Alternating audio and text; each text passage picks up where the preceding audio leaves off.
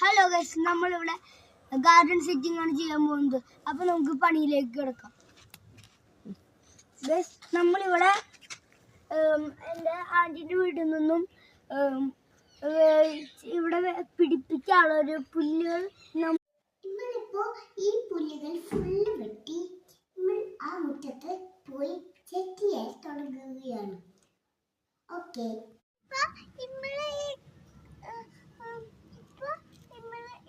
ഇതാണ് നമ്മുടെ ഗാർഡൻ. ഇപ്പൊ നമ്മളത് വെച്ച് പിടിപ്പിച്ചിട്ടുണ്ട്. നിങ്ങൾക്ക് ഇഷ്ടപ്പെട്ട